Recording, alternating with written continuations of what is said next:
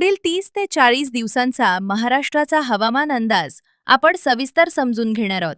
हा काळ अत्यंत महत्त्वाचा आहे, कारण सध्या आपण एप्रिलच्या शेवटच्या टप्प्यात आहोत आणि मे महिना व जूनच्या सुरुवातीकडे जात आहोत. या संपूर्ण कालावधीत हवामान एकसारखं राहणार नाही, तर सतत बदलणार आहे. कधी प्रचंड ऊन, कधी ढगाळ वातावरण, कधी विजांसह वादळी पाऊस, तर काही ठिकाणी गारपीट अशी मिश्र परिस्थिती तयार होणार आहे. सर्वात आधी सुरुवातीचे 7 ते 10 दिवस समजून घ्या. या काळात संपूर्ण महाराष्ट्रात उष्णतेची तीव्र लाट कायम राहणार आहे. विदर्भ आणि मराठवाडा भागात तापमान 40 ते 44 अंशांच्या वर जाण्याची शक्यता आहे. रात्रीसुद्धा उकाडा कमी होणार नाही, त्यामुळे शरीराला विश्रांती मिळणार नाही.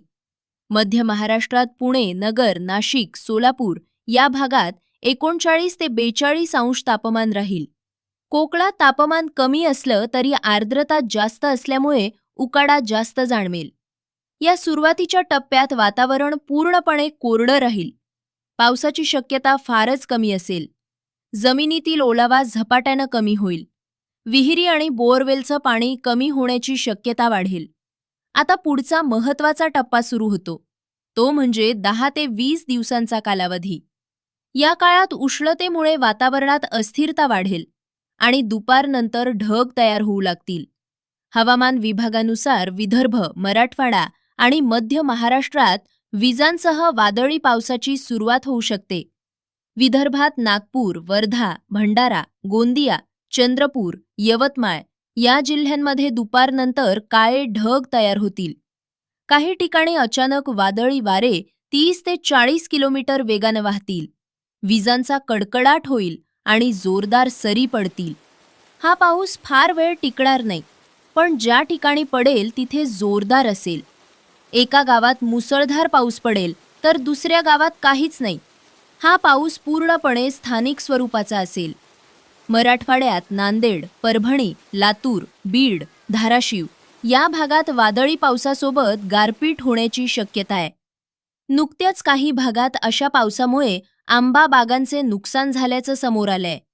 उत्तर महाराष्ट्रात जळगाव, धुळे, नंदुरबार, नाशिक या भागात ढगाळ वातावरण वाढेल आणि 15 ते 25 दिवसांच्या कालावधीत काही ठिकाणी मध्यम ते जोरदार पाऊस पडू शकतो. मध्य महाराष्ट्रात पुणे जिल्ह्यातील घाटमाथा भाग, नगर जिल्ह्यातील काही तालुके तसेच सातारा, सांगली भागात हलका ते मध्यम पाऊस पडेल. कोकणात पावसाचं प्रमाण कमी असेल, पण वारे आणि विजांचा प्रभाव जास्त राहील. आता 20 ते 30 दिवसांचा टप्पा पाहिला, म्हणजे मे महिन्याच्या मध्यापर्यंत. या काळात प्री मॉन्सून ॲक्टिव्हिटी अधिक वाढेल, म्हणजेच ढगाळ वातावरण, वारंवार विजा, वादळी वारे आणि अधूनमधून पाऊस हे चित्र सर्वत्र दिसेल. काही ठिकाणी जोरदार सरी पडतील, पण हा अजूनही नियमित पावसाळा नसेल.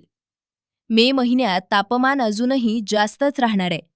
उष्णता आणि पावसाचा एकत्र परिणाम जाणवेल, म्हणजेच एक दिवस कडक ऊन आणि दुसऱ्या दिवशी अचानक पाऊस अशी परिस्थिती राहील.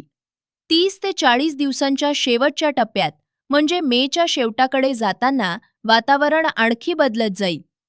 ढगांची संख्या वाढेल, वाऱ्याचा वेग वाढेल आणि काही भागात चांगल्या पावसाची सुरुवात होईल. मात्र हा अजून पूर्ण मॉन्सून नसून प्री मॉन्सूनचाच भाग असेल. आता शेतकऱ्यांसाठी अत्यंत महत्त्वाचा भाग. सध्या कडक उन्हामुळे जमिनीतील ओलावा खूप वेगानं कमी होत आहे.